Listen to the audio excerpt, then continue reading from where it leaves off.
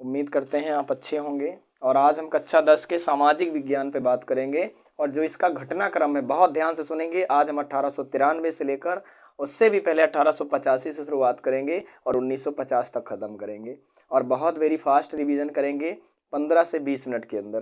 तो आप सभी को पढ़ाया गया है, बार बार पढ़ाया गया है, तो इसलिए आप अच्छे तरीके से इसको गौर से ध्यान से देखेंगे और कॉपी लिए होंगे तो ज़रूर लिखेंगे, नहीं तो समझेंगे अच्छे तरीके से।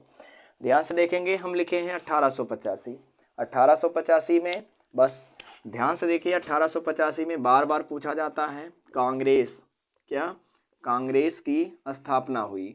और कांग्रेस की स्थापना करने वाले कौन थे? वो थे दो व्यक्ति। एक अंग्रेज थे जिनका नाम था A.O. हुइम और दूसरे का क्या नाम था? व्योमेश चंद्र बनर्जी। इन्होंने इसकी क्या की? स्थापना की। और कहाँ पे स्थापना हुई? मुंबई के अंदर। और कितने प्रतिनिधि इसमें शामिल थे? तो 76 प्रतिनिधि, कहीं कहीं 78 भी आपको मिलेगा। तो ये मुंबई में इसकी स्थापना होती है और 78 प्रतिनिधि इसमें शामिल होते हैं। ठीक है, ये ध्यान देंगे।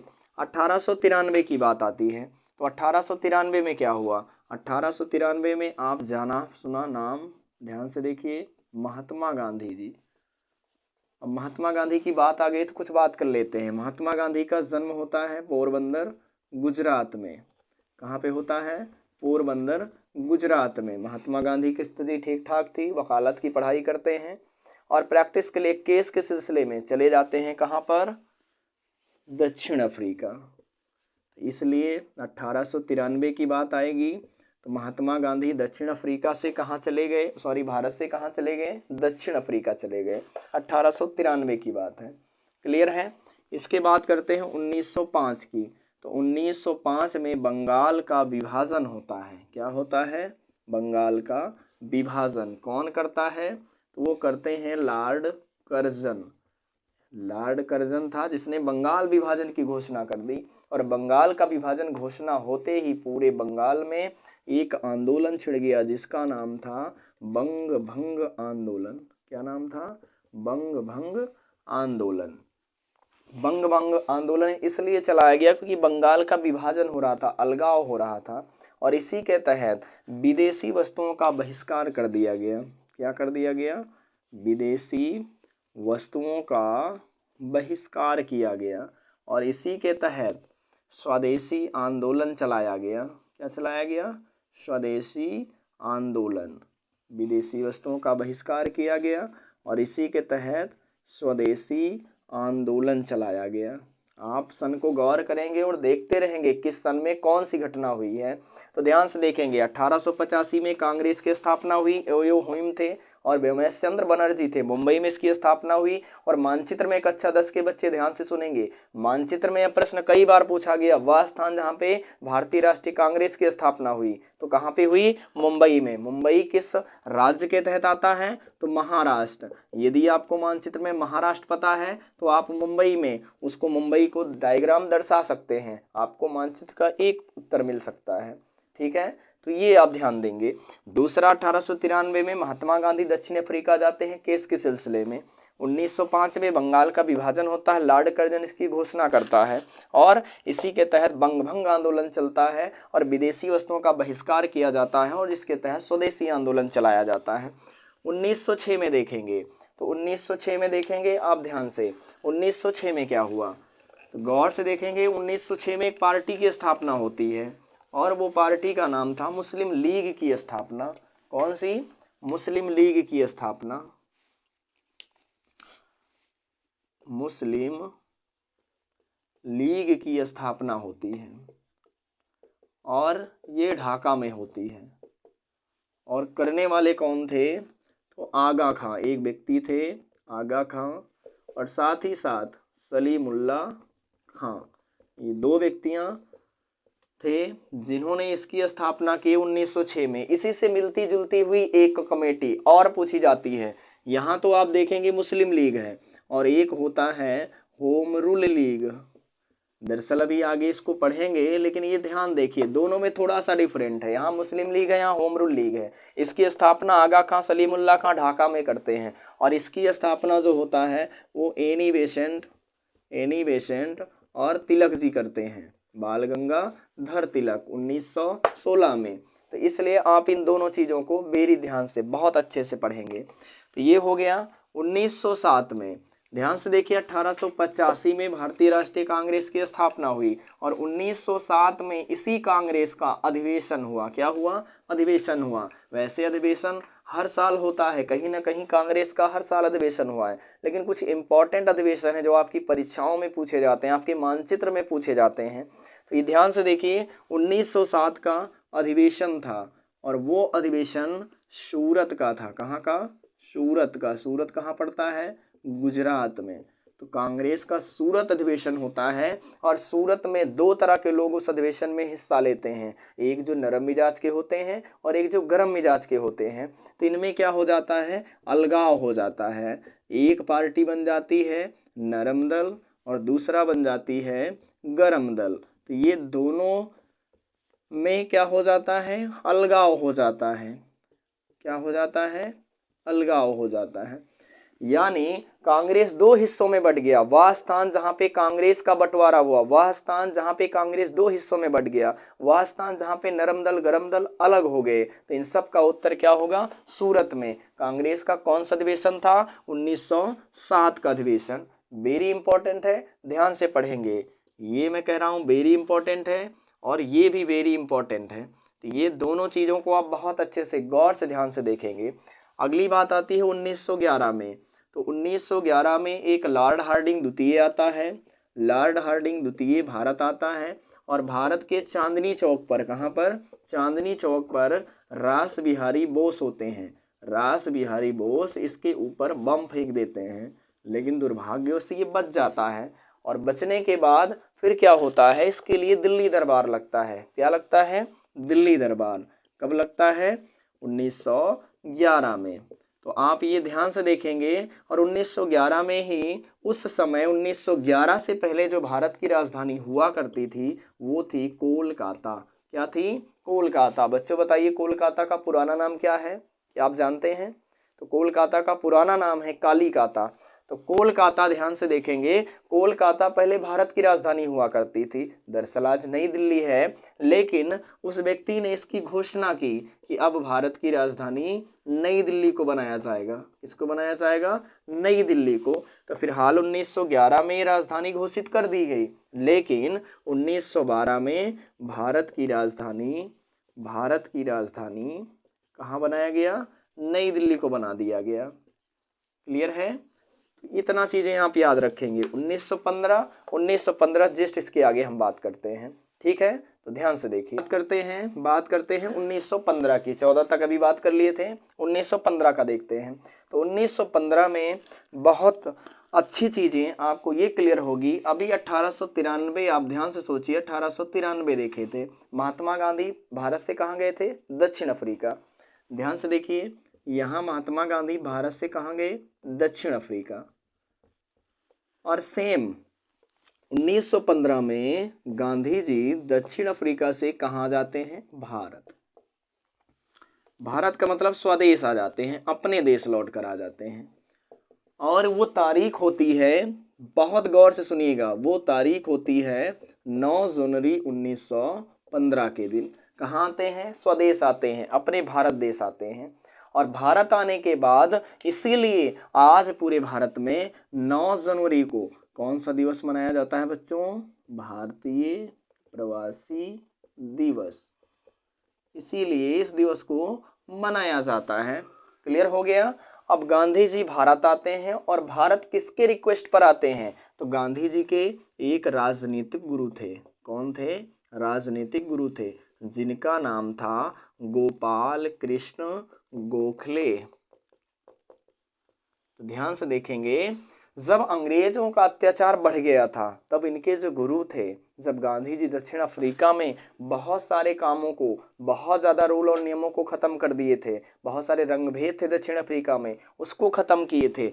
तो सेम वही चीज़ें जब गोपाल कृष्ण गोखले उनके बारे में सुन रहे थे तो वो बार बार महात्मा गांधी को ये बताने का प्रयास कर रहे थे कि आप आइए अपने देश में, यहाँ पे अंग्रेजों का अत्याचार बढ़ गया है, आप इनको परेशानियों से आप दूर करवा सकते हैं। तो इसलिए गांधी जी इनके रिक्वेस्ट पर आते हैं भारत स्वदेश और गोपाल कृष्ण गोखले से मिलते हैं। तो गोपाल कृष्ण गोखले कहते हैं यदि गांधी जी तुम्हें अपने देश को बेहतर करना है, तुम्हें अपने देश में अंग्रेजों से छुटकारा दिलाना है, तो आप बहुत दिन भारत में नहीं रहे, अपने देश में नहीं रहे, तो इसलिए आप कम से कम सभी देशों के कोने कोने में हर जगह भ्रमण करिए, देखिए कौन सा रूल चल रहा है, कौन सा नियम चल रहा है, अंग्रेज किस तरह से लोगों को परेशान कर रहा है, आप इसको देखिए। तो गांधी जी 1915 में भारत आ जाते हैं और 1916 में, ध्यान से देखेंगे, 1916 में गांधी जी एक अपना आश्रम बनाते हैं और उस आश्रम का क्या नाम है?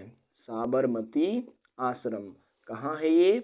गुजरात में है। अगर पूछा जाए किस नदी के किनारे है, तो साबरमती नदी। ये ध्यान से देखेंगे, वह स्थान जहाँ पे गांधी जी का आश्रम था, साबरमती आश्रम, गुजरात में। क्लियर हो गया। अब 1916 में गांधी जी भ्रमण करते हैं देश के कोने कोने में, और उसी बीच 1916 में ही कांग्रेस का एक फिर से अधिवेशन होता है, और वो कांग्रेस का अधिवेशन होता है आपके उत्तर प्रदेश की राजधानी लखनऊ में। कहाँ पर? लखनऊ में। लखनऊ कहाँ पड़ता है? उत्तर प्रदेश के अंदर, उत्तर प्रदेश की राजधानी है। अब ध्यान से देखेंगे, अभी कुछ समय पहले हमने 1907 को पढ़ा था कि कांग्रेस दो भागों में बट गया, एक नरम और दूसरा गरम। जब ऐसा लगा तो लोगों को लगा हमारा देश आज़ाद नहीं होगा, तो इसलिए क्या करना पड़ा, ये जो दोनों गुट थे, नरम दल और गरम दल, ये फिर से दोनों आपस में क्या हो गए? एक हो गए, फिर से एक हो गए। तो ये किस अधिवेशन में हुआ? तो 1916 के अधिवेशन में। कहाँ का अधिवेशन था? लखनऊ का अधिवेशन था।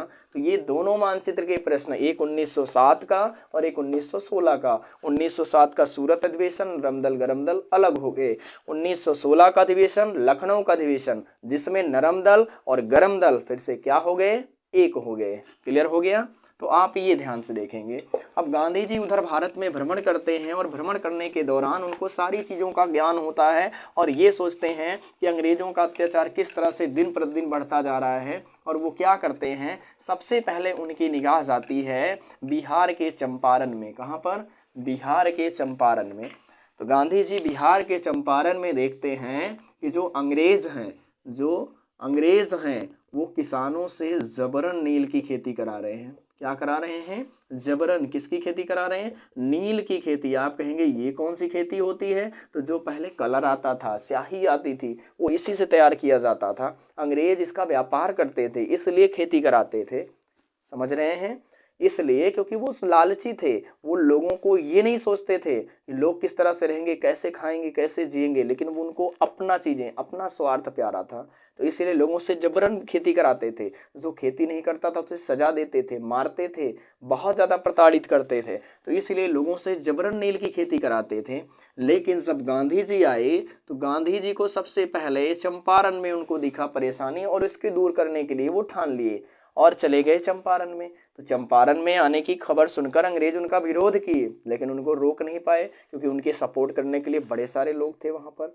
तो इसलिए गांधी जी 1917 में भारत में सबसे पहला आंदोलन करते हैं, जिसका नाम था चंपारण सत्याग्रह आंदोलन।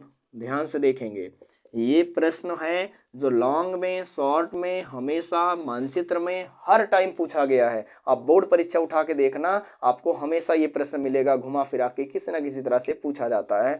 गांधी जी का भारत में पहला कौन सा आंदोलन था? चंपारण सत्याग्रह आंदोलन। किसके लिए था? नील की खेती के लिए था। गांधी जी ने भारत में सबसे पहला कौन सा आंदोलन किए? चंपारण सत्याग्रह आंदोलन किए। वह स्थान जहां पर गांधी जी ने सबसे पहला आंदोलन चलाया, चंपारण में। ये चंपारण पड़ता कहाँ पे है? तो ये चंपारण पड़ता है बिहार में। कहाँ पर? बिहार में। तो ये ध्यान से देखेंगे। तो 1917, तो जब गांधी जी इस आंदोलन को करते हैं तो फाइनली गांधी जी की जीत होती है, और जीत होने के बाद ना सिर्फ जीत होती है, जितने भी अंग्रेज किसानों से खेती कराए रहते हैं, किसानों को मुआवजा देते हैं। क्या देते हैं? मुआवजा, यानी भरपाई करते हैं। और साथ ही साथ जितने दिन तक वो खेती कराए रहते हैं उसका भी मुआवजा किसानों को मिलता है। अब आप बताइए, सबसे प्यारे जो लोगों के प्यारे अंग्रेज बन जाएंगे या गांधी जी बन जाएंगे? बिल्कुल सही, गांधी जी बन जाएंगे।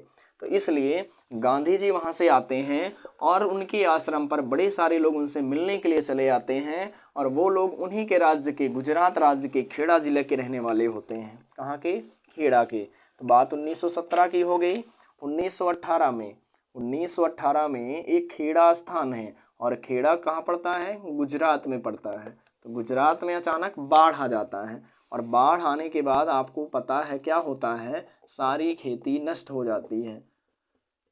खेती नष्ट होने के बावजूद भी अंग्रेज क्या कर रहे थे, उस समय जबरन कर की मांग कर रहे थे। कर माने जो अपनी जमीन पर खेती करने के लिए अंग्रेजों को कर दिया जाता था, तो इसलिए वो कर की मांग कर रहे थे, और जो किसान थे वो कर देने से मना कर रहे थे, क्योंकि वो कह रहे थे इस बार आप कर माफ कर दीजिए, क्योंकि बाढ़ आया और हमारी सारी फसलें नष्ट हो गई। इसके बावजूद भी अंग्रेज नहीं मानने को तैयार हुए। वो परेशान कर रहे थे, वो सब हर एक लोगों को परेशान कर रहे थे, मार रहे थे, और जबरन उनसे कर की वसूली कर रहे थे। तो इसलिए जब इस बात को लेकर गांधी जी के पास लोग पहुंचे, तो गांधी जी एक आंदोलन करते हैं 1918 में। कब? 1918 में, और खेड़ा के लोगों के साथ, और इसे नाम देते हैं खेड़ा आंदोलन। और जब ये आंदोलन करते हैं तो अंग्रेजों को इस आंदोलन के सामने झुकना पड़ता है, और सभी लोगों को कर से मुक्त कर देते हैं। क्या कर देते हैं? कर से मुक्त कर देते हैं। तो एक बार फिर गांधी जी की जीत हो गई। क्या हो गई? जीत हो गई। अभी चंपारण में, दूसरा खेड़ा में अंग्रेजों में खलबली मच जाती है कि ऐसा कौन सा व्यक्ति आया जो लोगों को जगा दिया है, उनसे रहा नहीं जाता है, और ये समय बीतता रहता है। और ज्येष्ठ इसी समय की बात है, गुजरात में एक बहुत बड़ी बीमारी आ जाती है, फ्लैग नाम की बीमारी। कौन सी? फ्लैग नाम की बीमारी आती है, और जिसमें आपको पता है अहमदाबाद सबसे ज्यादा, कहाँ? अहमदाबाद और सूरत जैसे शहरों में जो बड़ी बड़ी कंपनियां हैं, बड़ी बड़ी कंपनियां और फैक्ट्री, इसमें जो लोग काम करते थे वो सब लोग घर को पलायन करने लगे। पलायन माने भागने लगे। जान रहेगी तो जहान रहेगा, काम तो करते रहेंगे, यदि जिंदा रहे तो। जिंदा ही नहीं रहेंगे तो कौन सा काम करेंगे? इसलिए सब लोग घर भागने लगे, और अंग्रेज जो थे उनको लगा कि अब हमारी सारी कंपनियां क्या हो जाएंगी? बंद हो जाएंगी। तो इसलिए अंग्रेज लोगों को लालच देने लगे। क्या देने लगे? लालच। ध्यान से देखिए अंग्रेजों का दिमाग। अंग्रेज बोले यदि हमारे यहाँ कोई रुकता है तो हम उसकी सैलरी जितना दे रहे हैं उसका डबल देंगे। क्या करेंगे? डबल दे देंगे। और यदि अगर कोई उसको बीमारी भी होती है तो हम उसे निःशुल्क इलाज करवाएंगे, और साथ ही साथ हम उसे पेंशन भी देंगे। क्या देंगे? पेंशन भी देंगे।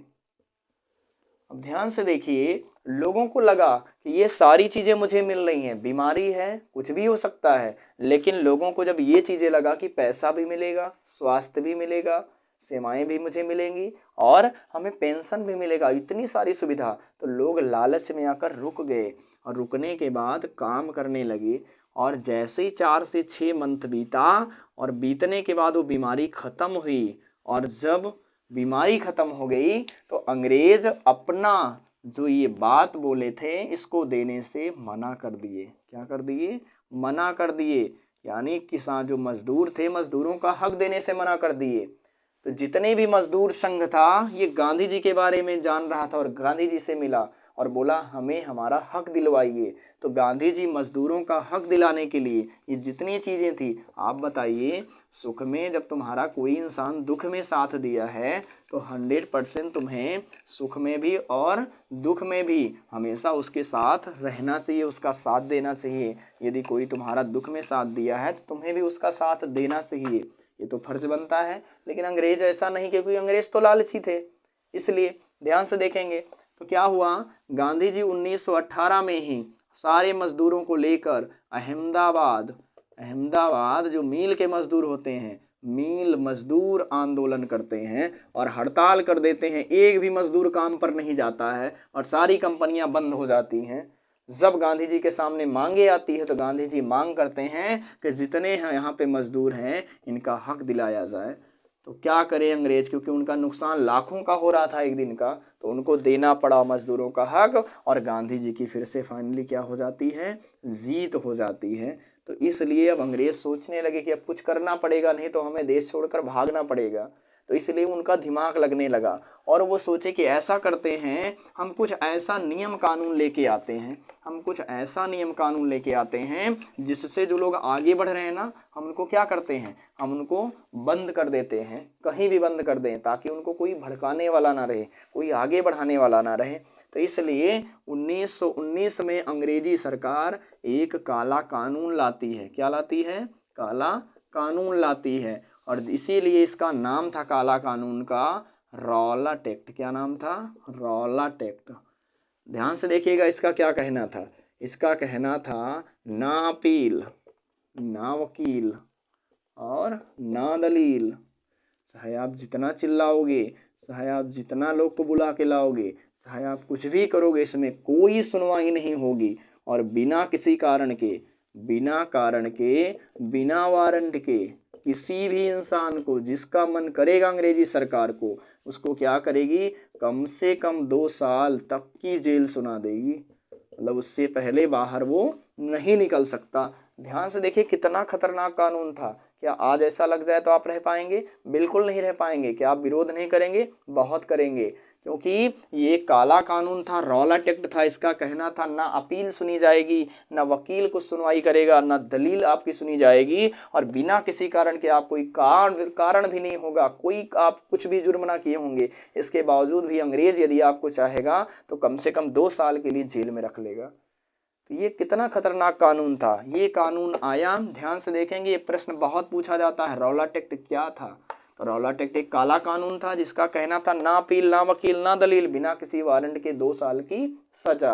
तो ये चीज था। और ये जब भारत में आया तो बहुत इसका क्या होने लगा? विरोध होने लगा, और जगह जगह इसकी चर्चाएं होने लगी, लोग जुलूस निकालने लगे, अंग्रेजों का पुतला जलाने लगे, पूरे देश में बहुत आतंक का माहौल था। तो अंग्रेज क्या किए? उस समय भारत में कर्फ्यू लगा दिए, और इसका सबसे ज़्यादा असर पंजाब में देखने को मिला। और पंजाब के अमृतसर में एक समय उस समय था जब पूरा कर्फ्यू लगा हुआ था। बात करते हैं 13 अप्रैल 1919 की। कहाँ की बात है? जलियांवाला बाग। कौन सा? जलियांवाला बाग। अब ध्यान से देखेंगे, जलियांवाले बाग में एक सभा लगी थी। क्या लगी थी? सभा लगी थी। किसके प्रति लगी थी? इसी काला कानून का विरोध करने के लिए। काला कानून का विरोध, कैसे इसको हटाया जाए। और भी 1-2 घटनाएं थी जिसके बारे में चर्चाएं हो रही थी। तो वहीं का एक गद्दार मुखबरी कर दिया जाकर अंग्रेज से।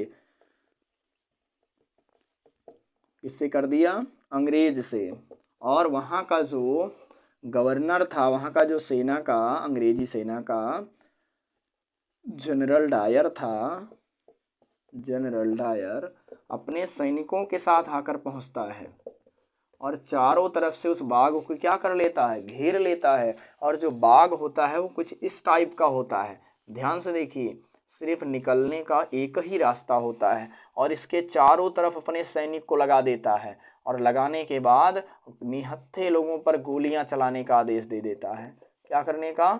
गोलियां चलाने का आदेश दे देता है। और जितने लोग हैं उसमें बहुत सारे लोग मारे जाते हैं, सैकड़ों लोगों की जानें चली जाती है, हजारों लोग घायल हो जाते हैं, महिलाएं, बच्चे, बूढ़े, जवान, सब कोई। उस समय की सबसे दुखद, सबसे बेहद घटना थी ये, सभी लोगों को दिल को झकझोर दी। ये जो जलियांवाला बाग हत्याकांड था, ये इतनी बड़ी घटना थी उस समय की, क्योंकि उस समय महिलाएं, बच्चे, बूढ़े हजारों की संख्या में जलियांवाला बाग में मौजूद थे।